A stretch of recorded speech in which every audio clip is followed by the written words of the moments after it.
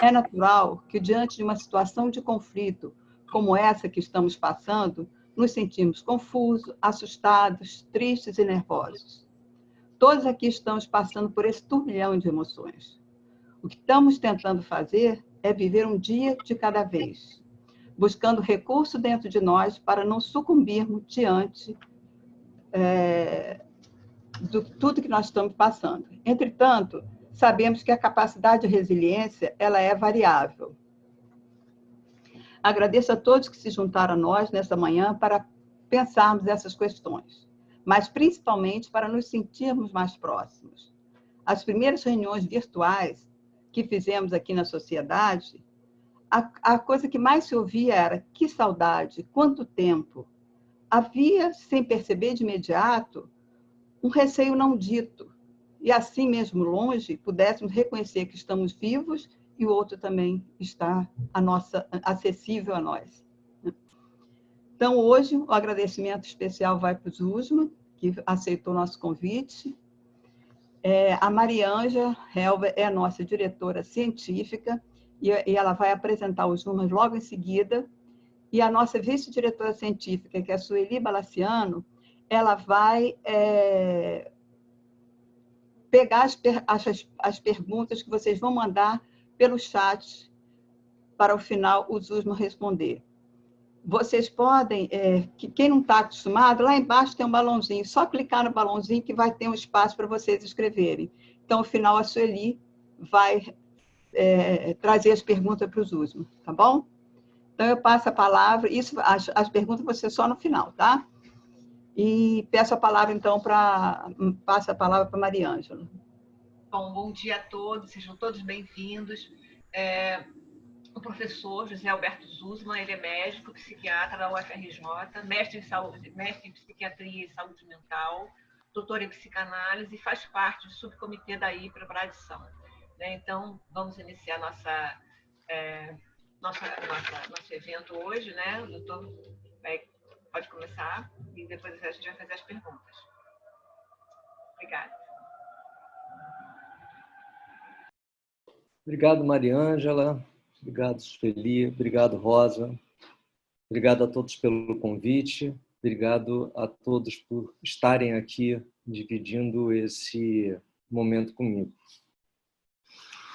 E eu queria começar da forma mais abrangente possível, mas que eu espero que seja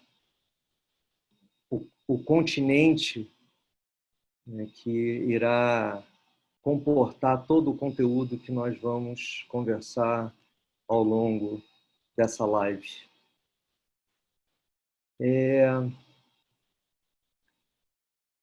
Nós somos analistas,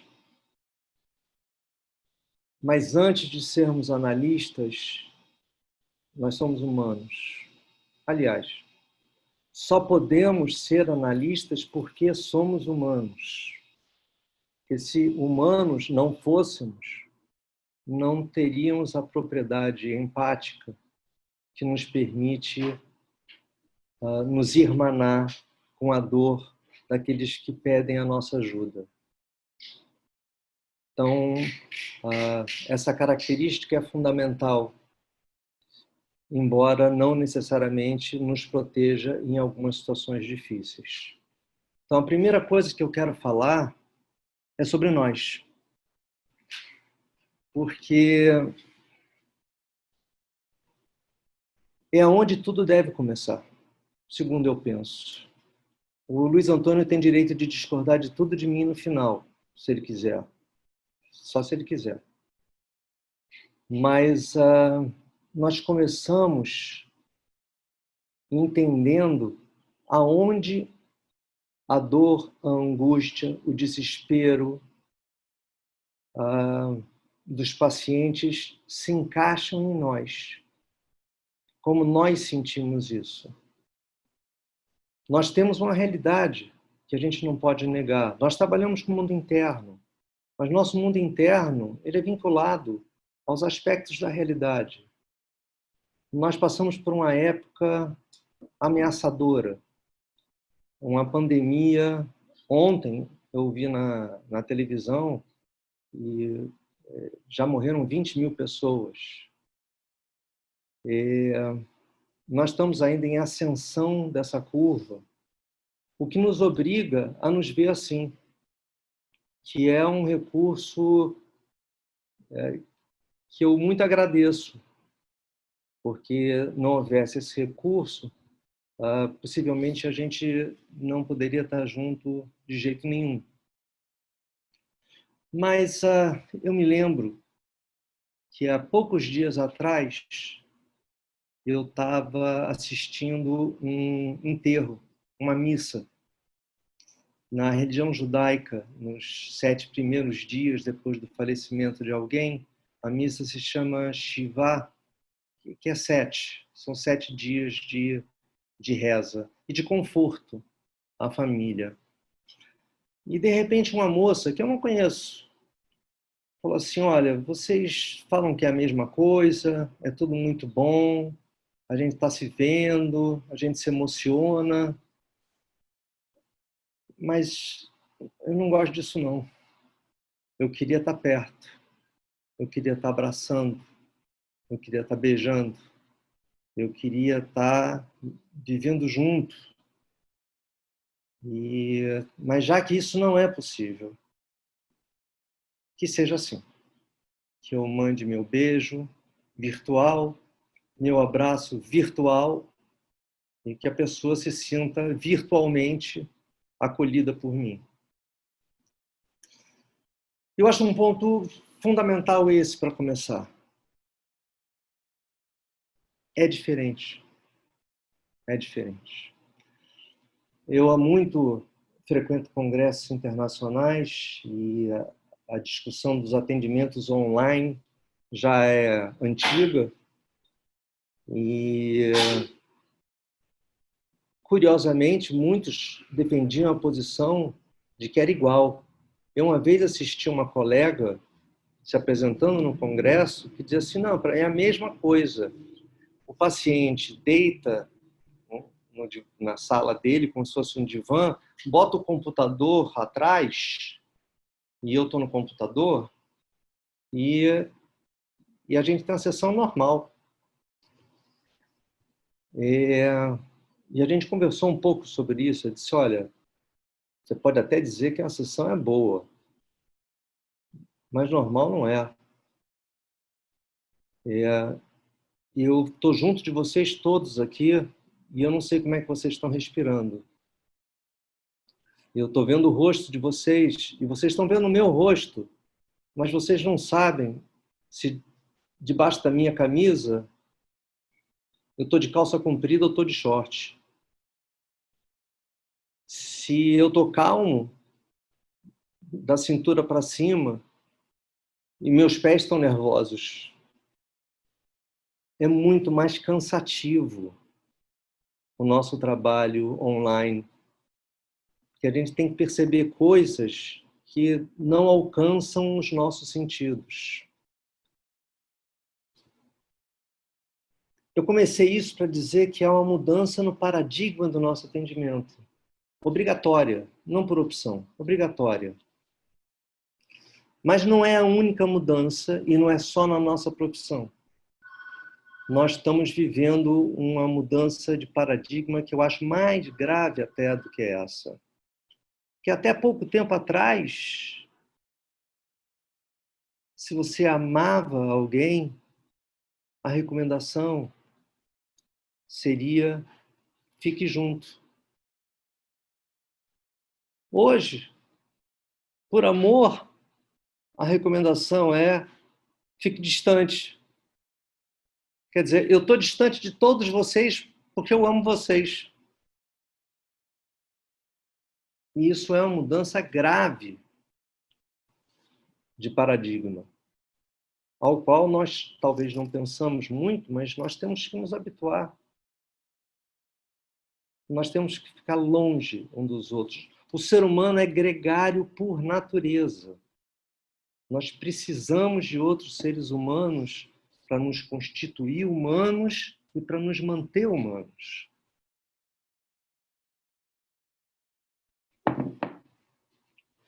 Então, assim, o jeito que a gente tem,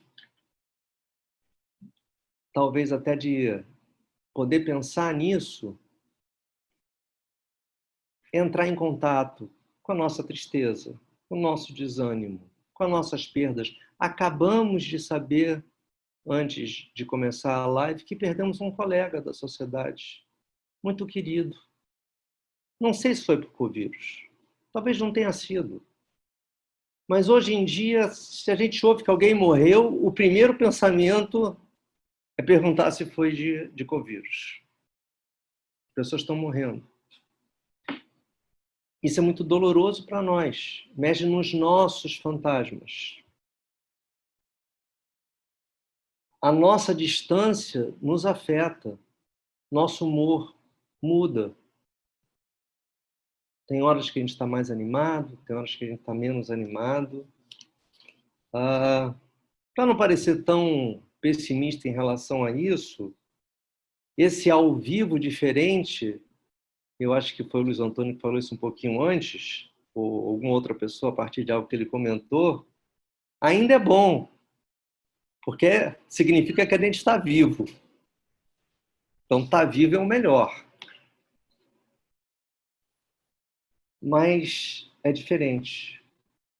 Então, a gente não pode continuar trabalhando e atendendo nossos pacientes como se a vida continuasse igual. A gente tem que aprender o que mudou, o que está mudando em nós, quais são os novos pontos de encaixe que os pacientes estão estabelecendo conosco à medida que vão adoecendo. Uma referência que nós temos que ter em relação a nós mesmos, porque nós também podemos ter momentos em que a gente também se sente um pouco mais doente. Não que isso seja necessariamente ruim, porque se a gente sente a dor do outro, estava falando da questão empática, talvez a gente possa entender mais, ajudar mais, fazer melhor, mas vai ser de outro jeito.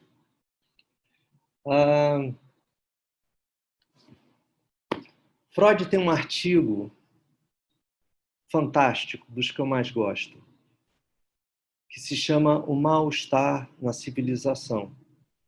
Dificilmente um analista não leu esse artigo ao longo da sua vida.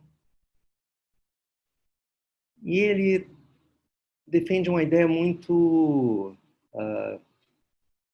simples e verdadeira, que nós precisamos tanto da civilização e das pessoas que criam a civilização, que nós abrimos mão de desejos, abrimos mão de impulsos, abrimos mão de ter a nossa satisfação imediata garantida para ser aceito. Por quem? Pelos outros. Pelas pessoas que formam a nossa comunidade. Para receber um abraço, né, para receber um carinho. Aí, de repente, aparece um vírus que já por si é difícil, porque é invisível, né? A gente, como ele é invisível, ele é mais ameaçador. Quando é que a gente vai ver o vírus? Na morte do outro. Ele não bate na nossa porta. A gente vê o vírus quando a gente passa álcool nas compras do supermercado. A gente vê o vírus quando eu vou ao hospital e uso luva, máscara, face shield. Eu pareço um combatente de guerra. Aí não é que eu vejo o vírus, mas eu entendo que tem alguma coisa que está ali existindo. Mas é muito difícil lidar com isso, porque o remédio para tratar do vírus é adoecedor. é o isolamento social. Quero lembrar a vocês que o maior castigo que nós inventamos na nossa sociedade é o isolamento social. São as prisões. E se nas prisões a pessoa não se comporta adequadamente, ela vai para um lugar que é terrível. E se vocês não sabem o nome desse lugar, ela se chama solitária. Solitária. Porque a pessoa fica condenada à solidão. Ela não fala com ninguém.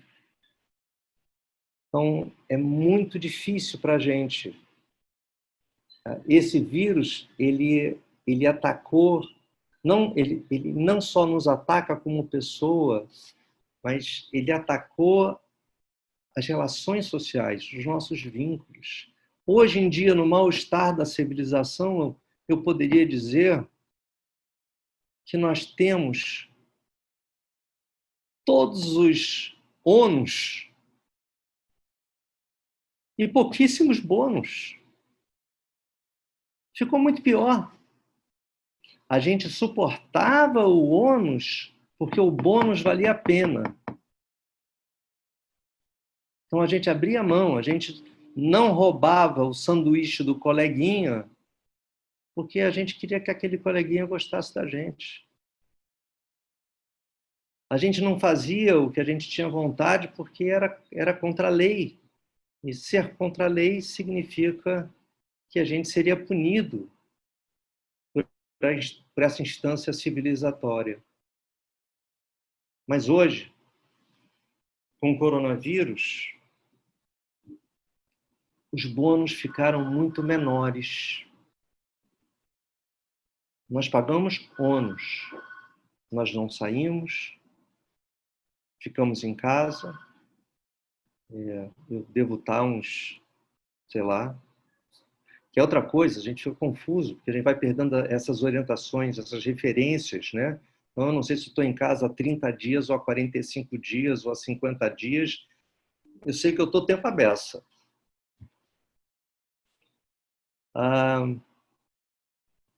E isso muda a nossa realidade. A gente não ter bônus por um sacrifício. Que aí parece castigo, né? E você tem algumas pessoas que ficam assim, mas que mal eu fiz? Eu mereço isso?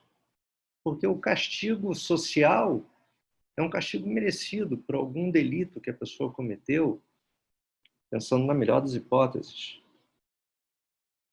Mas esse confinamento, do qual eu não sou contra, eu acho que a única maneira da gente lidar com esse vírus é o isolamento social. Eu não estou falando mal do isolamento social. Todos os países que melhoraram o fizeram por conta desse isolamento social. Para você ver que nós progredimos pouco nesse aspecto, porque foi assim também que lidaram com a gripe espanhola. Eu vi uma foto de uma família, na época da gripe espanhola, todo mundo de máscara e as pessoas isoladas. Talvez agora a gente tenha uma chance de progredir, estamos buscando vacinas, estamos buscando medicações. Eu espero que sim. Não acredito que uma vacina vá surgir antes de 2 meses, mas, de qualquer maneira, nós estamos evoluindo para outras situações não serem vividas dessa forma. Mas é muito difícil. Eu vejo na minha clínica, que é basicamente online, à exceção de algumas pessoas muito graves que não suportaram o online, então 1 ou 2 pacientes eu ainda vou ao consultório tomando todas as proteções possíveis. E eu não posso deixar de escutar o meu medo quando eu chego lá, para conversar com ele como se isso não existisse e não influenciasse a minha escuta. Então, esse é o primeiro aspecto. Nós somos humanos.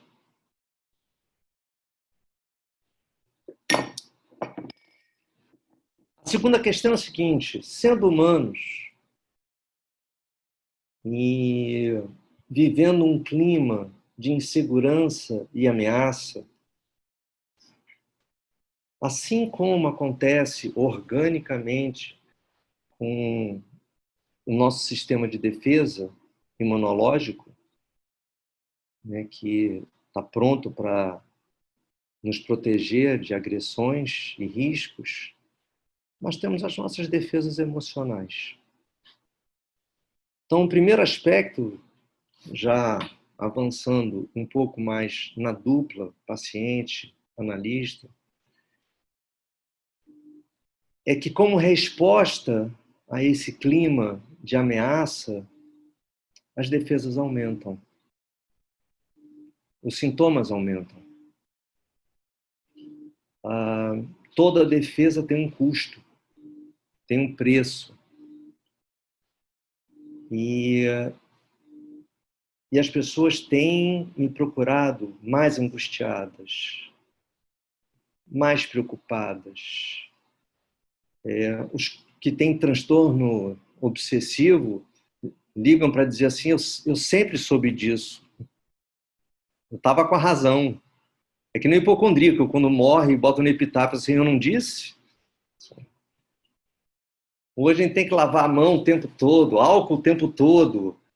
Assim, e a gente vai dizer para o cara que o cara diz: não, não faça isso, não, isso é um excesso seu, isso aí é, obviamente, um troço obsessivo, compulsivo, você tem que lavar a mão o tempo todo. Aí a gente para de falar isso com ele, só um minutinho que eu vou passar um álcool gel e volto já. Aí passo o álcool gel. Então, assim, a gente tem que olhar de um outro jeito. O que é difícil.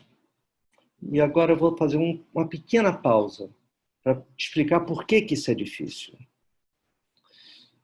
Existia uma pessoa, um psiquiatra, chamado Erik Erikson, que foi quem mais estudou crises, estados de crise, estados de estabilização, possivelmente porque a vida dele deve ter sido uma crise.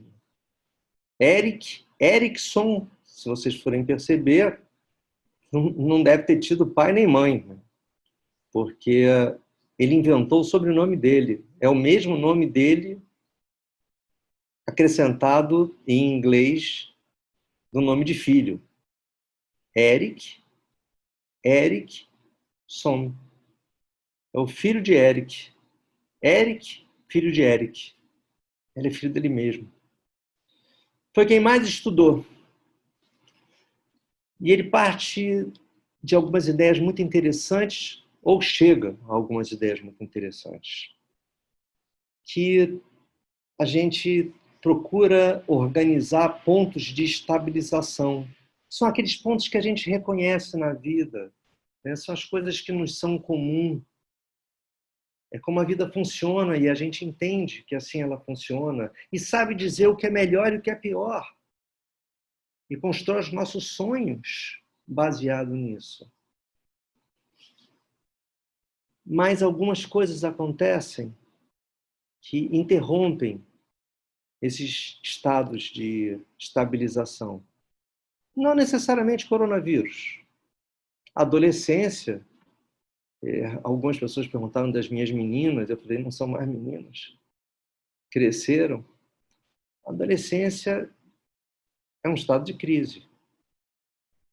A adolescência vem de adolecer, que vem de adoecer.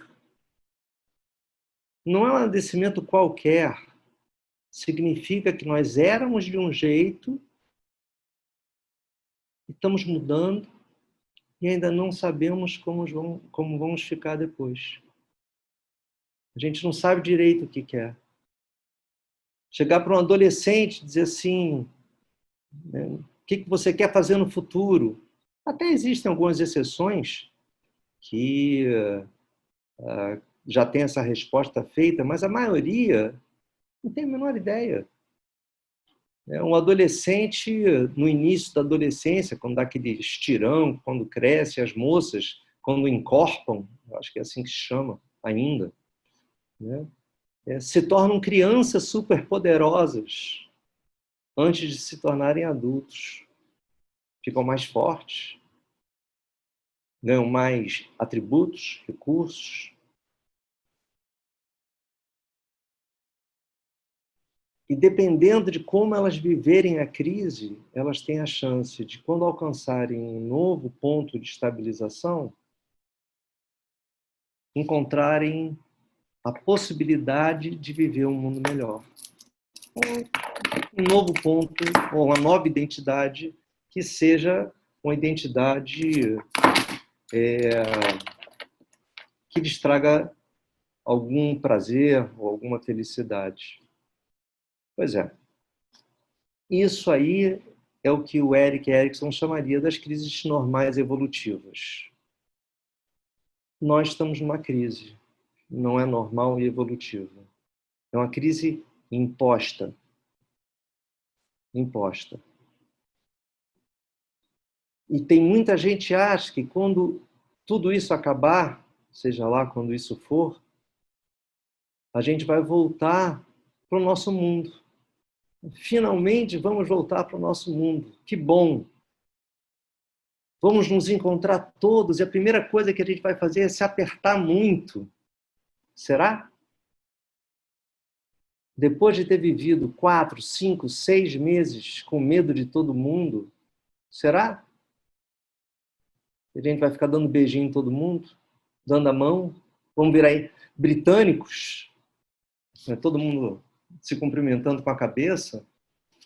Ou orientais no namastê? Não vamos ser como éramos, pelo menos não de início. Nós vamos voltar diferentes para um mundo diferente. O mundo não vai ser igual. Não vai ser igual em muitos aspectos. Economicamente vai ser um mundo falido. As pessoas vão estar com mais medo umas das outras e vão estar com mais medo de andar na rua. Eu tenho medo de andar na rua hoje. Por que esse medo vai sumir de repente? Alguém vai dizer para mim que, olha, pode sair, não precisa mais ter medo, o medo acabou. Eu vi um programa que estavam abrindo algumas áreas de comércio na Alemanha. O que é muito bom, porque mostra que esse troço tem fim. Ótimo. Aliás, esse é outro aspecto bom da crise. A crise é sempre um estado transitório. Não vive em crise. A gente passa pela crise até encontrar um outro ponto de estabilização. Mas na Alemanha abriram esse setor, já estão em condições de fazer isso, e mostraram uma rua de comércio e bares. Só tinha uma coisa que estava um pouquinho diferente. Não tinha ninguém na rua. Eu pensei, meu Deus, eu fico pensando que se abrisse, todo mundo ia sair correndo para ver a rua, para respirar, para conversar, para comprar, para... Ninguém na rua. Ninguém na rua. As pessoas continuam com medo. Quer dizer, isso está mudando a gente. A gente não percebe essa mudança porque a gente está no meio dela. A gente está dentro da mudança. Dentro da mudança, a gente não se dá conta. A gente vai se dar conta dessa mudança quando alcançarmos o próximo ponto de estabilização. E cada um o fará como puder. Porque eu, sendo muito generalista, eu digo que as defesas aumentam, mas cada um tem as suas próprias, não são as mesmas. Cada um fica mais diferente. Eu tenho uma amiga minha que, de uma hora para outra, por causa dessa pandemia, comprou, parecia uma moça super despachada, ótima, viajava para lá e para cá, faz parte do trabalho dela. Comprou um borrifador encher o borrifador de álcool, com água sanitária, com detergente, com sei lá o que mais que ela botou ali dentro, deve ter até derretido o borrifador, sei lá, e criou um esquema que eles fazem as compras, botam num setor da casa, borrifam tudo, deixam 4 dias para depois tocar nas coisas. Quer dizer, a verdade é o seguinte: primeiro, as nossas defesas habituais, elas aumentam, porque a nossa insegurança, nosso medo, nosso desconforto aumenta. Mas não termina aí, não. Porque na falência dessas defesas, a gente vai recorrer, e não é por adoecimento, isso faz parte normal do nosso desenvolvimento. As nossas defesas mais primitivas. A gente começa com as nossas defesas mais maduras, dentre elas, o que é um problema agora para isso que nós estamos vivendo, a negação. Não tem nada disso existindo. Eu cheguei para um conhecido meu que estava andando, mostrou um vídeo dele andando na lagoa, sem máscara. E eu falei assim, cara, você não vai usar máscara, não? Ele disse assim, vem cá, você vai engessar uma perna que não está quebrada? Ok, bacana. Ok, é uma defesa. A gente regride, a gente, enquanto pode, reprime. São defesas mais razoáveis. A gente somatiza. Começa a ficar com mais medo de doença, começa a sentir mais que a gente tem medo. E aí, a gente tem motivo para ter medo? Tem sim. Nossos hospitais estão com as suas capacidades quase máximas alcançadas. Eu tive um amigo meu que, infelizmente, teve uma obstrução intestinal há 20 dias atrás, 15 dias atrás. Graças a Deus, conseguiu um lugar na Clínica São José, foi operado, está bem em casa, mas não voltou para casa do mesmo jeito. Ele ficou de quarentena em casa. E quando saiu da quarentena, a mulher dele me falou uma coisa muito curiosa. Eu liguei para ela para saber dele. Ela disse, olha, ele já não está em quarentena, ele está na nova normalidade. E é isso. É uma nova normalidade. Se a gente ficar procurando a antiga realidade, talvez a gente não encontre. A gente vai estar aberto para novas realidades. Novo mundo, novas pessoas. A gente vai estar funcionando de uma outra maneira. Os nossos cuidados e a nossa tranquilidade vão depender de outras coisas. Há pessoas que regridem mais ainda, que vão se desconectando do contato humano, já que não podem tê-lo. E essas pessoas, e isso também não é raro, avançam pela área das adicções. As pessoas estão bebendo mais. Não são pessoas doentes, não. As pessoas estão bebendo mais. Eu tenho vários amigos e amigas que dizem que toda noite antes de dormir bebe alguma coisa. Um vinho, ou um uísque, seja o que for. Estão fumando. Pessoas que tinham parado de fumar.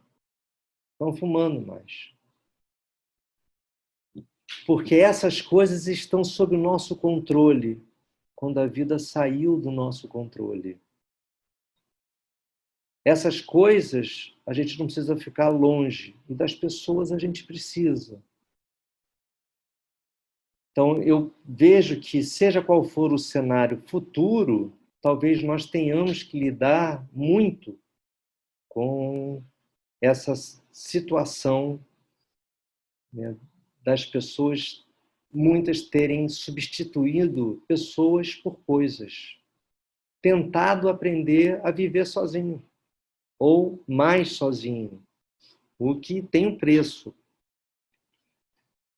Nós podemos avançar mais nas defesas mais primitivas, né? A gente pode aumentar a nossa identificação projetiva, nossa cisão, nossos métodos projetivos. Há pessoas já fazendo isso. Assim, os culpados são chineses. Os culpados são chineses. Eu sei que começou na China. Eles morreram também. Os culpados são chineses. Por quê? Porque gostam de comer morcego. Qual ser humano decente, normal e de bem come morcego? Sem levar em consideração que é outra cultura. As pessoas comem coisas diferentes em outras culturas. Esquecem isso. Porque quando a gente não encontra, isso é importante, quando a gente não encontra caminho, a gente tenta encontrar culpado. Só que existem histórias sem culpados. Existem histórias em que todo mundo é vítima. Mas se você estiver adotando um sistema de defesa muito primitivo, isso não existe. A gente vai recair na divisão de mundo de Melanie Klein, né, esquizoparanoide, e a gente vai estar perseguido, o mal são os outros, faz parte. Então, muita coisa vai se transformando dentro de nós e ao nosso redor. E os pacientes que chegam e dizem que estão com medo de morrer. Nos nossos consultórios, doutor, eu não estou conseguindo dormir à noite porque eu tenho medo de morrer. Toda noite eu fico pensando, será que eu vou acordar amanhã? Principalmente gente que vive mais sozinha e que, de repente, traz à tona medos que já eram delas. Claro que os medos que vão vir à tona já eram das próprias pessoas. Eles se ativam. Eu atendo uma pessoa que, por exemplo, disse que um dos maiores medos dela é que ela morresse sozinha em casa e que as pessoas só fossem perceber a morte dela dias depois. Dias depois. E hoje em dia isso é possível. Ninguém pode visitar ninguém. Ninguém entra na casa de ninguém. Quer dizer, a pessoa não está falando, não fez contato por Skype, nem todo mundo faz. E se for mais idoso, vai ter mais dificuldade de lidar com essas coisas eletrônicas. No aniversário de um senhor, os netos foram até a portaria e deram parabéns. O senhor foi para a janela e deu tchauzinho, eles deram um tchauzinho, e esse foi o aniversário. Quer dizer, nós estamos vivendo algo difícil e o primeiro erro que nós podemos cometer é não aceitar essa dificuldade. Esse é o primeiro erro. Chega o paciente, não, mas eu estou com muito medo. E a gente entender que esse medo é descabido. Porque você tira do paciente a possibilidade dele se apoiar na realidade. Então, a gente tem que ter medo. A gente tem que se precaver, a gente tem que ter medo. O que não quer dizer que a gente vai morrer. Eu não acho que eu vou morrer. Eu não acho que eu vou morrer. Eu acho que eu vou fazer parte de algo que eu vou falar no final que vai ser mais otimista do que eu tenho falado até agora. Não se preocupe. Eu não vou acabar a live assim. Mas eu espero fazer parte do grupo que vai reconstruir o mundo. Então não vai acabar assim. Nós estamos no meio de uma crise terrível, de uma crise que aumenta, como eu falei, as nossas defesas mais primitivas, porque elas nunca somem. Eu não sei se isso é tão falado assim em psicanálise, mas se tem a ideia de que você tem um processo primário que depois é substituído por um processo secundário. Não é. Não é. O processo secundário fica mais visível. O processo primário não some nunca.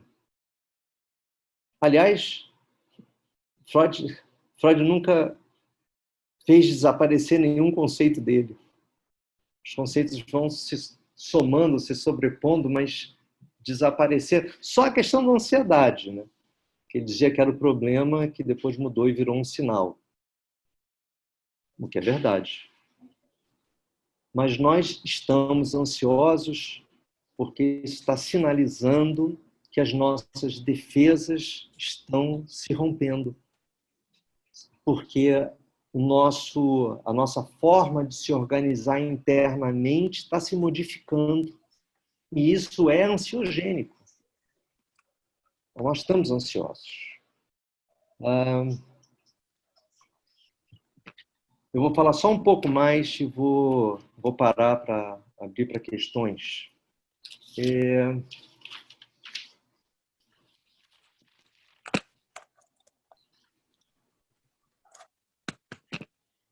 Quero falar alguma coisa que foi falada, só para não parecer que só sou eu que estou falando. Um autor chamado Garland escreveu isso em 1991. Não tem nada a ver com a pandemia de hoje. Né? Então, assim, as defesas primitivas não são por si patológicas.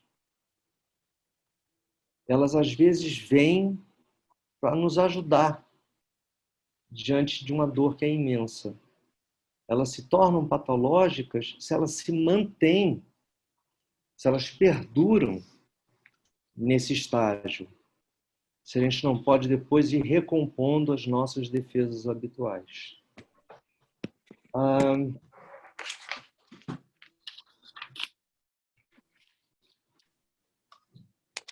Eu quero dizer o seguinte, e uma vez falei isso na sociedade,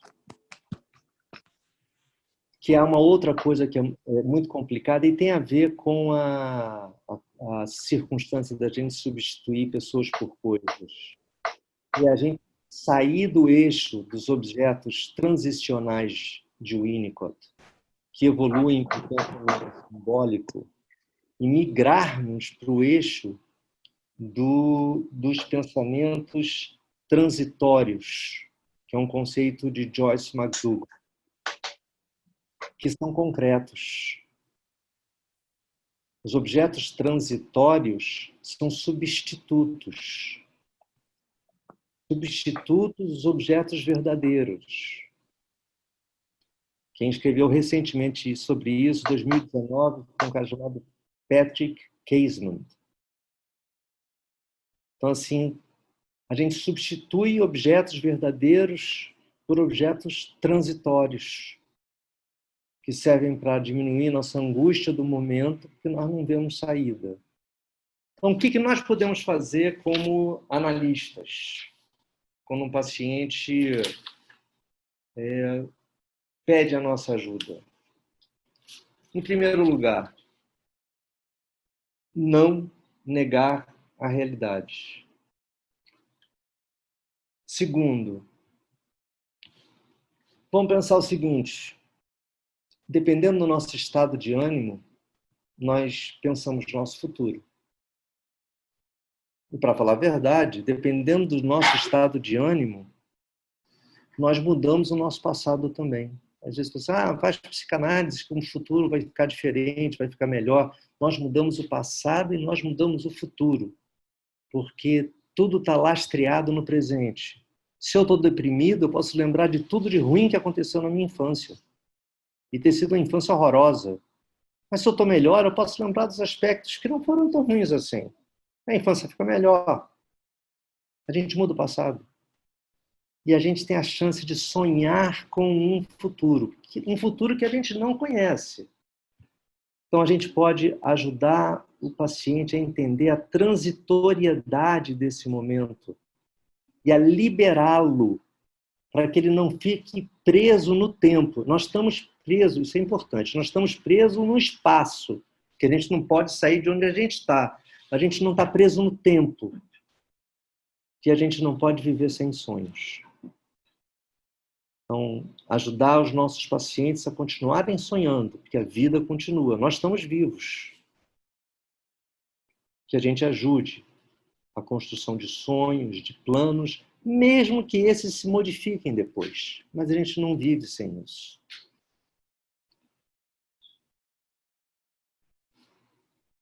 E ainda entender que no meio do caminho, eu já estou chegando ao fim, às vezes a gente tem partes que são mais preciosas do que o desfecho, onde a gente vai chegar. Então, como é que a gente está fazendo para lidar com isso no meio do caminho? Primeiro, como eu disse, o espaço é nosso inimigo, mas o tempo pode ser mais amigo. A gente tem tempo de entrar em contato com a gente mesmo, a gente tem tempo de fazer coisas que a gente sempre sonhou fazer e não teve oportunidade. A gente tem tempo de se aproximar de pessoas que ficaram, porventura, de quarentena com a gente de uma forma que não era possível, porque nós não tínhamos tempo. Tempo é um bem dos mais preciosos e valiosos que nós temos na nossa experiência de vida. E a gente vivia num mundo tão corrido, que a gente falava com tristeza, que não tinha tempo para fazer as coisas que a gente queria. Muitas dessas coisas a gente pode fazer agora, a gente tem tempo. Eu vi uma pesquisa feita com pacientes terminais, 5.000 pacientes terminais, multicêntrica, o mundo inteiro. E a pergunta era uma só: o que você faria se você tivesse mais tempo? Todo mundo sabia que estava morrendo, era uma unidade paliativa. Todo mundo falou que aproveitaria mais tempo, dando mais valor às pessoas, conversando melhor com os filhos, vendo o pôr do sol, valores não financeiros, valores humanos. Então, eu acho que assim a gente tem uma grande chance de se aproximar de valores humanos e a gente vinha se afastando disso. Então, é uma oportunidade que esse período nos traz. Que a gente tem a chance de viver mudanças internas, que a gente, como analistas, a gente pode ter esse conhecimento, se aproximar das questões, das vozes internas que falam conosco, escutá-las com calma, ver o que elas estão dizendo, o que elas podem dizer para a gente, o que vinha faltando há muito tempo e a gente não tem a chance de ouvi-las. Então, que a gente possa mudar beneficamente nesse sentido.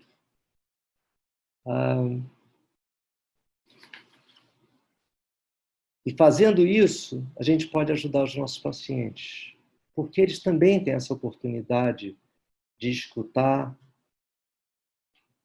vozes internas deles às vezes em contato com as nossas, às vezes conscientemente, às vezes inconscientemente, que preparem eles para essa nova oportunidade. Porque quando o novo mundo surgir, a gente vai ter um cenário completamente diferente, que a gente tenha olhos para perceber o novo que vai estar se apresentando diante da gente. Uma coisa é certa, nós vamos encontrar uma natureza mais limpa.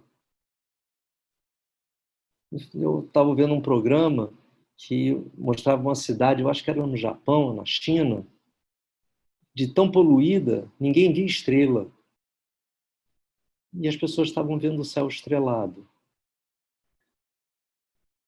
Os rios estão ficando mais limpos. Está sendo ruim para humano, está sendo bom para bicho. Mas nós precisamos e temos tempo e possibilidade de encontrar um mundo, disso que eu ia falar no final, da recriação do mundo, reconstrução de um mundo que não caminhe tão velozmente para a sua destruição, como ele vinha caminhando.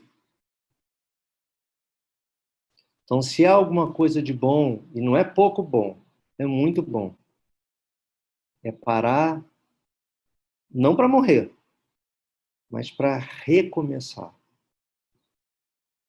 Então, eu acho que eu já falei muito. Eu vou passar a palavra, eu não sei, acho que para Sueli. Certo.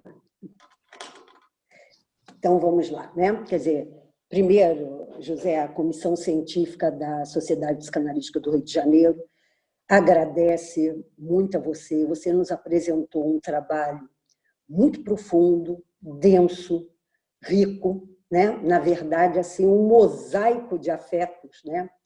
Enfim, perturbadores para todos. Nós estamos incluindo nesse cenário, nós também, os analistas, né?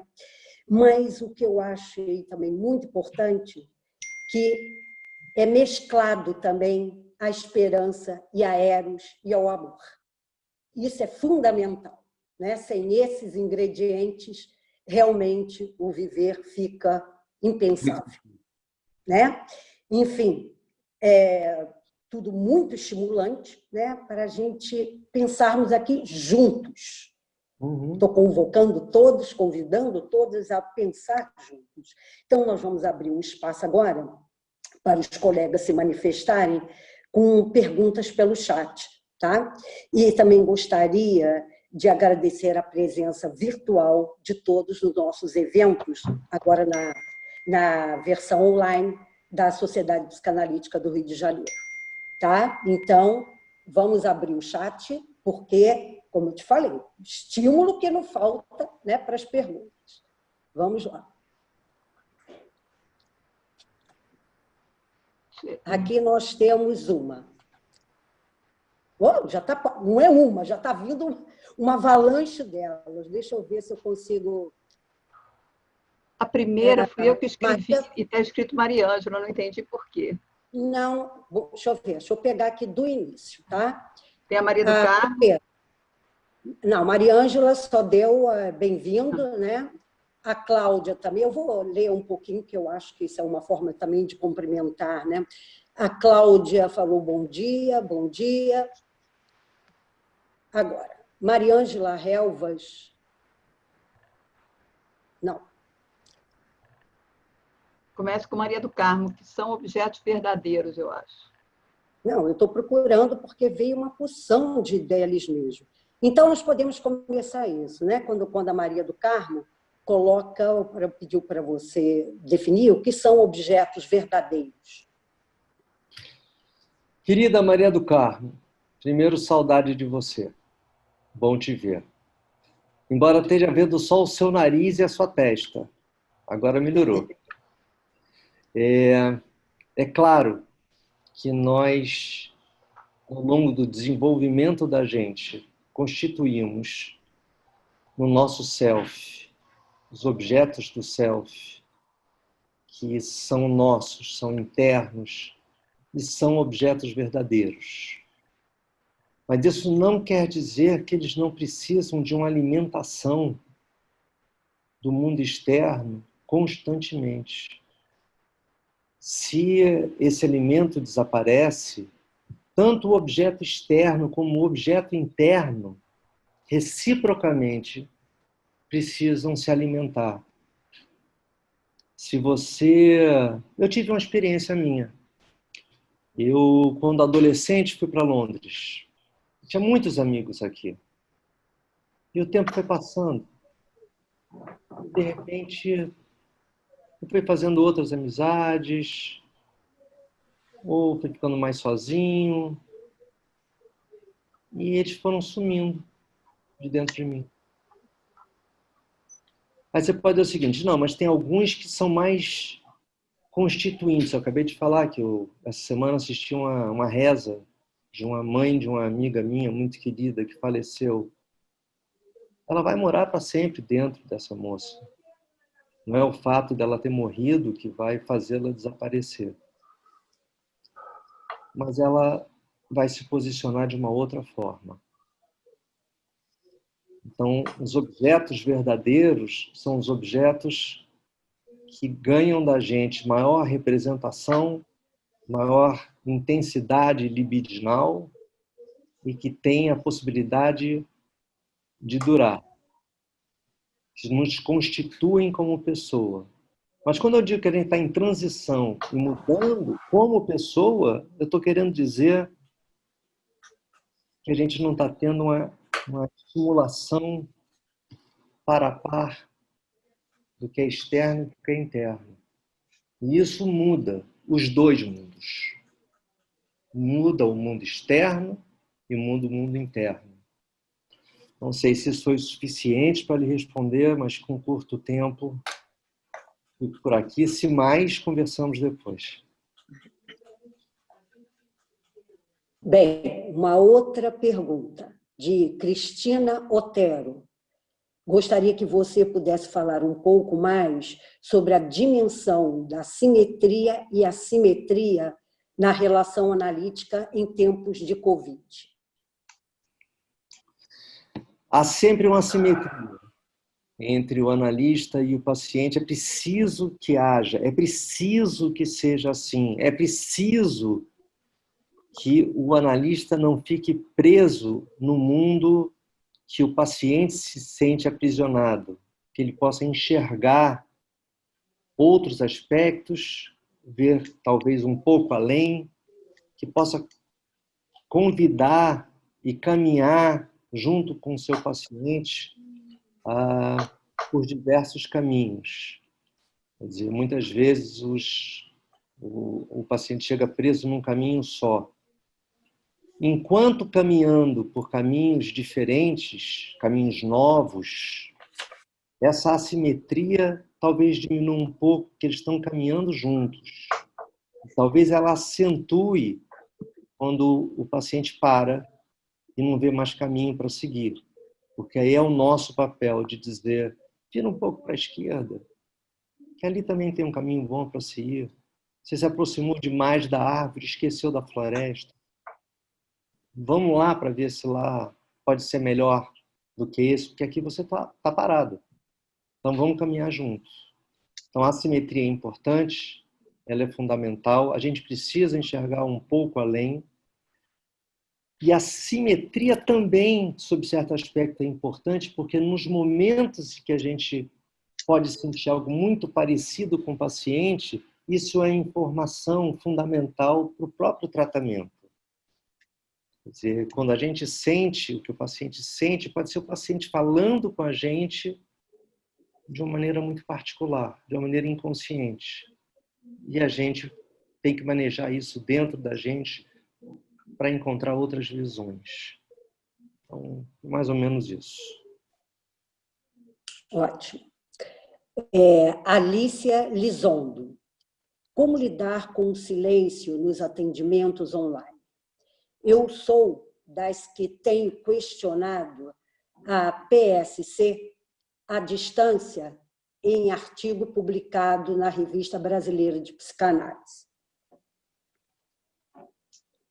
Quer dizer, psicanálise. Ah. O Quer dizer, atendimento... provavelmente... Está terminado? Foi feita a pergunta? Tem mais? Tem alguma? Não fez. Quer dizer, provavelmente, quer dizer, questionado a PSC. Você entendeu? Seria a psicanálise?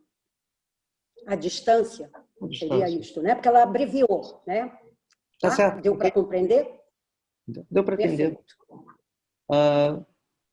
Como eu disse antes, a gente não pode cometer o engano de achar que é a mesma coisa, porque não é. É a mesma coisa, só que a gente não está no nosso consultório, a gente não está à vontade, o paciente não está no lugar que ele está habitualmente. É diferente, a gente está na casa do paciente, e o paciente está na nossa casa. É diferente.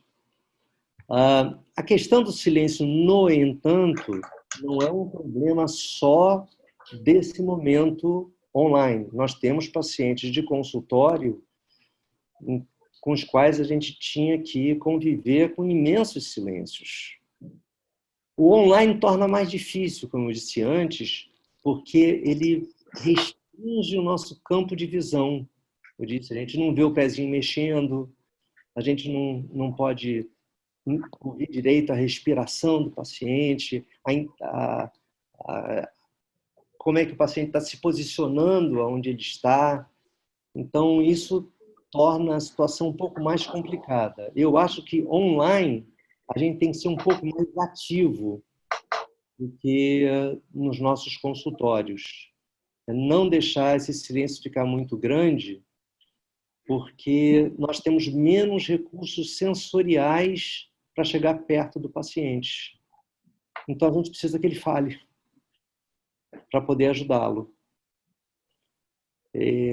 Tem pacientes que têm muita dificuldade de fazer esse tipo de tratamento. Tem analistas que têm muitas dificuldades de fazer esse tipo de tratamento.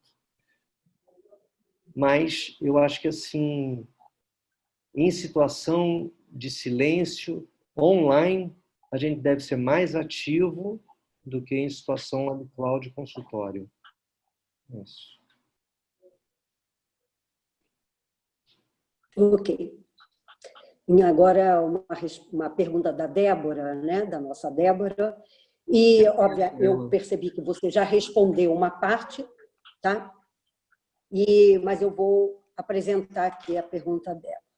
Tá bom. Como você vê a simetria entre paciente e analista online?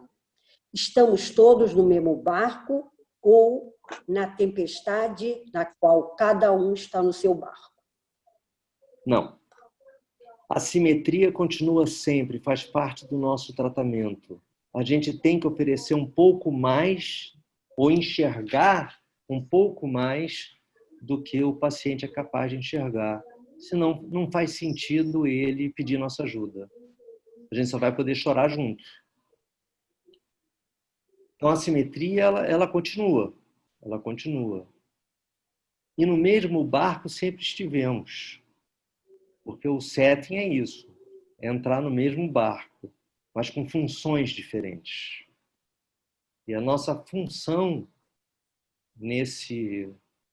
nessa trajetória, como eu disse, é a de poder não ficar demasiadamente perto da árvore, enxergar outras opções, lembrar ao paciente, e talvez lembrar a nós mesmos, né, o aspecto transitório, né, do que nós estamos vivendo.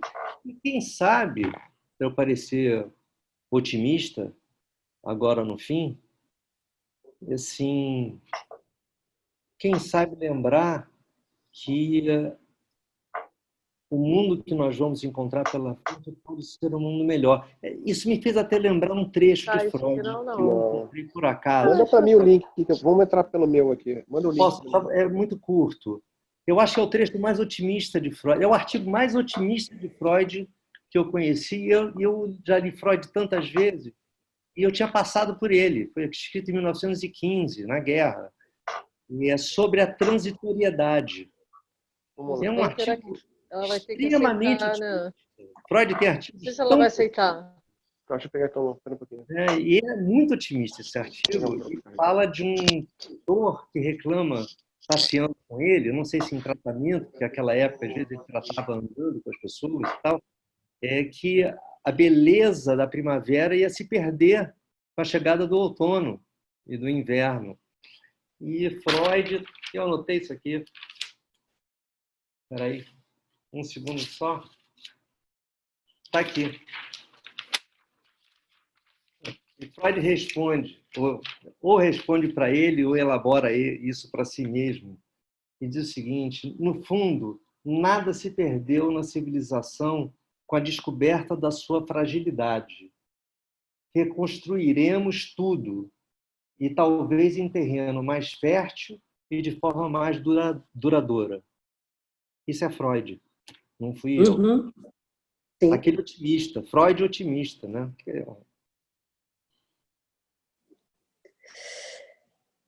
Vamos para a próxima. Marcela, como podemos trabalhar esses conflitos emocionais sobre a perspectiva psicanalítica em um atendimento online, onde o silêncio pode ser um corte do analisando, além da ausência do set analítico? Tá. Então, deixa eu trazer... Para responder isso, eu vou ter que falar algo que eu acredito. Setting analítico somos nós. É o vínculo Interno. que a gente tem com o paciente. Não é aonde a gente está.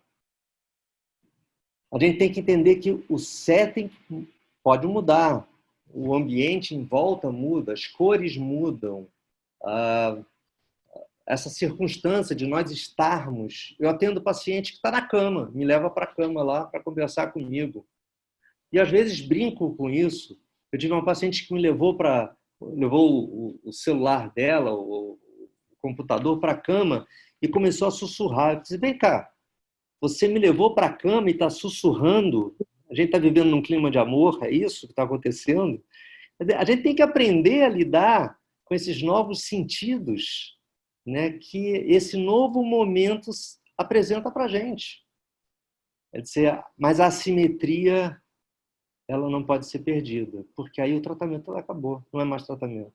São dois amigos conversando. E a gente não é pago para isso. Ok. Agora, da nossa colega Vera Benchimol.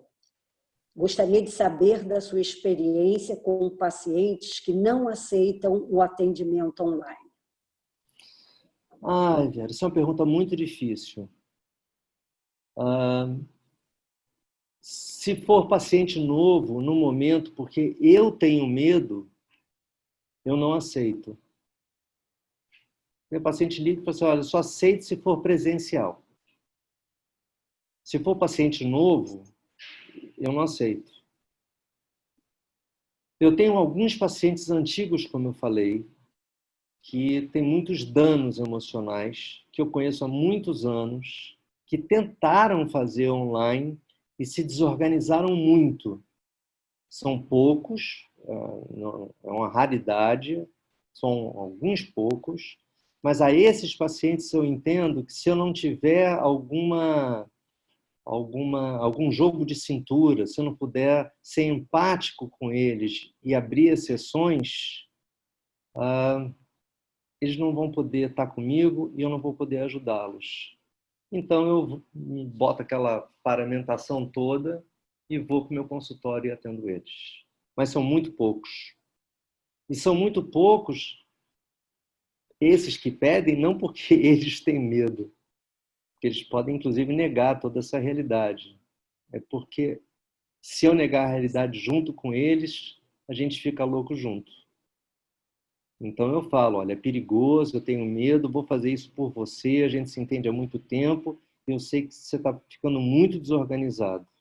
Mas são pacientes psicóticos. Então eu abro exceção. Como sempre abri na minha vida, na minha clínica. Eu acho que todo paciente é diferente e a gente está sempre abrindo exceções. A gente tem regras, mas a gente tem que ter uma empatia por aquela pessoa que pede ajuda. Eu só não consigo fazer isso com um paciente novo, que eu não conheço, que eu nunca vi, se ligar para mim com essa demanda. Eu, no momento, não tenho condições, eu não tenho condições de lidar com isso. Eu não aceito. Com certeza. Primeiro que a gente não conhece nem a estrutura do paciente, né? É Para verdade. suportar, né? Há pouco tempo, agora Rosa Reis, há pouco tempo víamos as pessoas em restaurantes e reuniões sociais mergulhados em celulares numa reclusão, às vezes doentia. Hoje, se quisermos sobreviver, temos que ficar mergulhados nas máquinas que passou a única forma de se comunicar. Este é um dos valores que estão sendo avaliados? Ótima pergunta, ótima pergunta. Participei de vários encontros há tempos atrás sobre essa questão do celular e de como pessoas que tinham dificuldade de formação de vínculos, às vezes adolescentes, iam para festas e você pensava que era um grupo que estava interagindo e cada um estava no seu celular falando com outro grupo de pessoas que não estavam ali presencialmente. Mas eu quero dizer o seguinte, eu acho que dos aspectos mais benéficos dessa crise que nos impôs a viver através dos recursos eletrônicos, eu acho que a gente vai sair disso com uma tecnologia muito mais desenvolvida e mais acostumados a lidar com ela, né? O que vai expandir a nossa capacidade de atender pessoas distantes da gente de uma melhor maneira possível, que vai nos dar a possibilidade de compreender, talvez melhor, que aquela pessoa que usava o celular para ficar longe, que a gente possa, de alguma forma, entrar pelo celular dele para ficar perto. Então, que há uma outra via também. Então, acho que a gente está sempre aprendendo. E agora também tem outra coisa. É verdade que sempre tivemos pessoas com muitas dificuldades de comunicação. E isso, com celular ou sem celular, não vai mudar. E vão ser pessoas que, eventualmente, vão precisar da nossa ajuda para seguir em frente. Ok. Terezinha Belmonte. Estudando o adultecer, cheguei a Freud e a maturidade. 2 pontos. Amar, trabalhar e a generatividade. Será que nessa transitoriedade estamos readolescendo, sonhando, criando estruturas internas para esse novo mundo? Eu acho uma ótima pergunta e eu não tenho a resposta. Boas perguntas, às vezes, não têm resposta. Mas eu gostaria muito de acreditar que sim. Por exemplo, eu disse que a gente vai encontrar um planeta mais limpo. As fábricas estão paradas. A gente não está poluindo. Mas a gente pode ou usar esse novo mundo mais vitalizado para construir coisas melhores e mais saudáveis para a gente, ou pode estragar tudo em poucos meses. Então, eu espero que a gente possa, de certa forma, estar adolescendo no sentido daquela expectativa e daquela emoção que o adolescente tem de fazer um mundo melhor, de fazer diferença. Então, eu espero que sim. Quem sabe nós não venhamos ser a geração não só que passou pelo coronavírus, mas que mudou a realidade do mundo por ter passado por ele. Que o mundo talvez se torne um mundo melhor, porque nós nos tornamos pessoas mais conscientes e pessoas melhores também. Com certeza. Agora, eu queria fazer a minha. Tá? Essa é sua? Tá bom. Essa é minha, vou fazer ao vivo, não vou escrever. Tá bom. Então, eu vou fazer uma cópiazinha aqui, eu vou ler aqui. Tá bom. José, eu gostaria de ouvir seu pensamento, né, em relação como fica o ritual do luto, do sepultamento de entes queridos que foram banidos nesse tempo de coronavírus. É uma ótima pergunta. Eu tenho falei hoje, acho que umas 2 vezes, que eu estava participando aí de uma missa de uma pessoa que faleceu de coronavírus. E é terrível, porque não pode ter enterro, a pessoa não pode se aproximar, você não pode oferecer o seu carinho físico para poder ajudar. Eu sei como isso é importante, porque quando meus pais faleceram, me foi muito importante as pessoas estarem comigo e me ajudarem a passar por esses momentos iniciais. Então, eu acho que isso aí é uma das coisas mais complicadas desse momento. Esse amigo que eu falei que teve um problema intestinal ficou internado sozinho. Ninguém pôde ficar com ele. Ele teve que viver todas as dificuldades do pós-operatório sozinho. Ninguém pôde ficar com ele. Então, eu acho isso muito complicado. Quer dizer, gozamos nós de um privilégio que eu não posso esquecer. Faz parte do processo secundário do pensamento, que é do pensamento abstrato. Que, graças a ele, nós podemos criar histórias, nós podemos fazer nossos devaneios, nós podemos criar símbolos dentro da gente, enquanto a gente tem saúde mental para isso. Um dos sinais que a gente está perdendo essa saúde mental é justamente a concretização, o pensamento ficar mais concreto e a gente ir se afastando desse pensamento abstrato, o que junta um pouco com a resposta da Maria do Carmo, que à medida que as coisas vão ficando concretas, a gente se aproxima de um outro tipo de identificação, que era definida pela Esther Bick, que era a identificação adesiva. Uhum. Você existe se você está do lado. E se você não está do lado, você não existe. E isso é uma forma muito regressiva de identificação, mas é uma possibilidade. Com certeza. Posso fazer um pedacinho da pergunta que faltou? A minha. Pode. Se a Rosa deixar. Você acha que fica na categoria, né, de um luto impossível? Não. Não.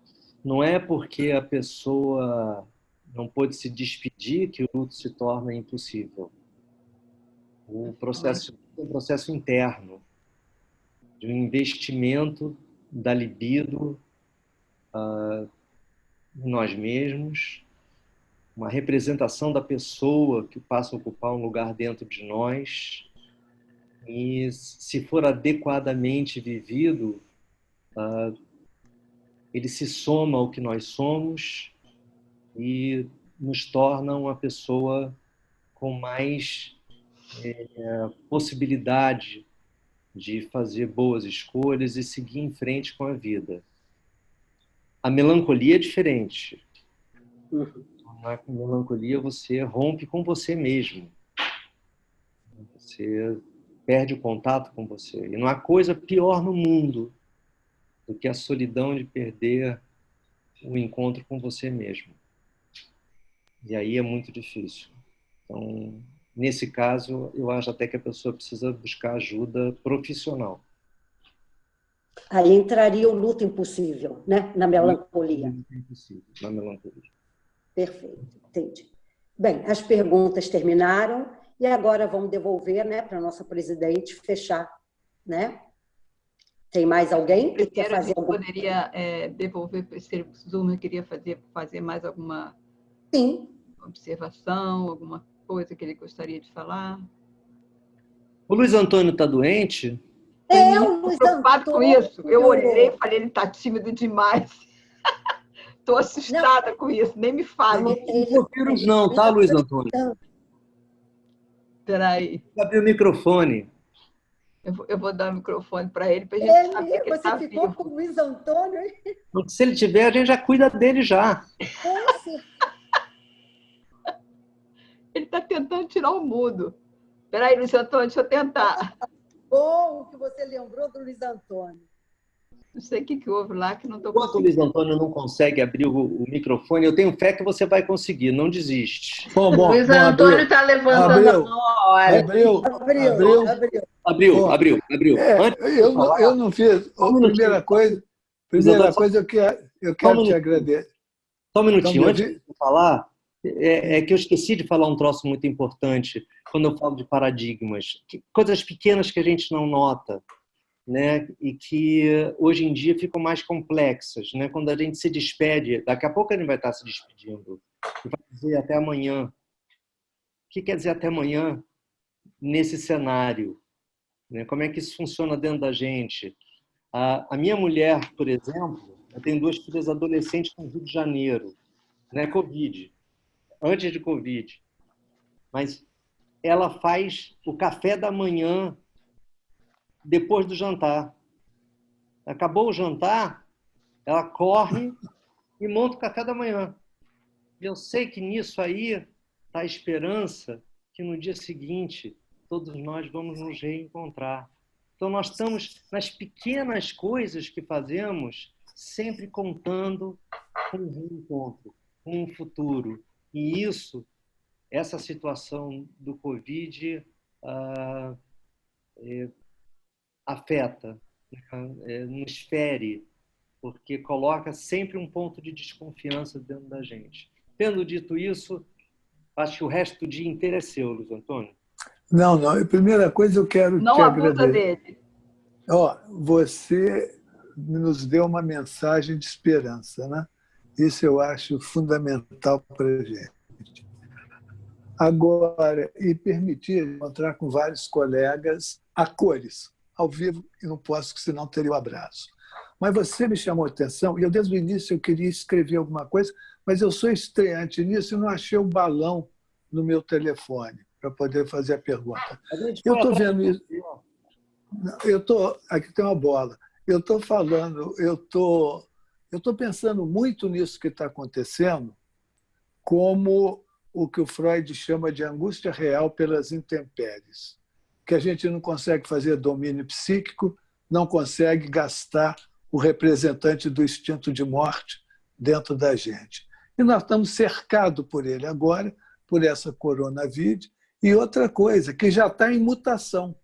E as vacinas estão sendo pesquisadas ainda, e normalmente uma vacina leva anos e muitos anos para chegar a uma eficácia e um uso. Então, nós ainda estamos diante de uma cercado da morte, que eu coloco como as angústias reais, uma delas, que são as intempéries. E sem poder gastar muito o representante do instinto de morte dentro da gente através dos atos afetivos, né? Porque toda vez que você realiza um ato afetivo, você faz também levando o que ele apresenta no trabalho de 24, o problema econômico do masoquismo, o instinto de morte representado como agressão para fora. Mas adorei te ver, gostei muito de ouvir o que você falou, de dar essa esperança para a gente, permitir esse encontro maravilhoso com colegas que eu curto e que não posso alcançar as bochechas deles, né? Então, muito obrigado e foi um prazer enorme. Obrigado, Luiz Antônio. Eu espero que essas bochechas estejam brevemente todas à sua disposição. Ele gosta de dar um abraço na gente quando a gente chega lá, né, na sociedade, tudo da saudade, né?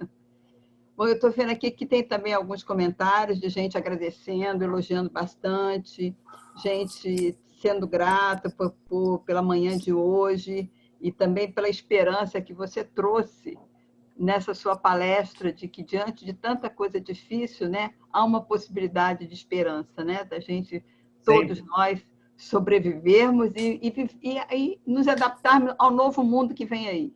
Com certeza, porque assim, sem esperança é que não tem vida.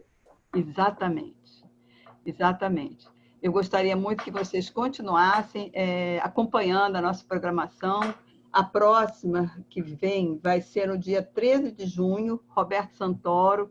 Ele vai falar sobre arte e psicanálise, criatividade e processo de criação na obra artística e na clínica psicanalítica. Sempre a gente está buscando dar um viés do momento atual que nós estamos, mas resolvemos buscar um pouquinho da arte também para dar um alívio, né, nesse momento que está duro para todo mundo, né?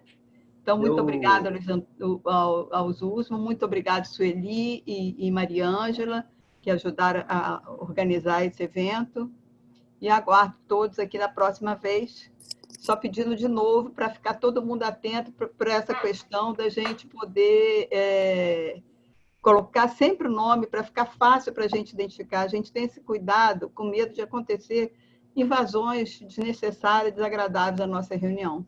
Então, dá um pouquinho de trabalho, mas a gente sente que a ciência fica tudo mais seguro. Então, até a próxima. Zuzman, muito obrigada. Sueli, Mariângela, muito obrigada. E obrigada à presença de todos. Tchau. Um beijo. Muito obrigada pela oportunidade. Realmente foi uma Obrigada, tarde, hein? né? Tchau, tchau. Assim que Tchau. quebrou o tédio, né? Quem quiser tirar agora, falar uma Obrigada. coisinha, tira o microfone aí, o mudo. Obrigado, Beto. Foi ótimo. Prazer te ouvir. Eu só queria agradecer o convite e me senti muito honrado de poder estar aqui dividindo o meu pensamento. Pessoas que eu gosto tanto, pessoas que eu ainda não conheço, espero conhecer.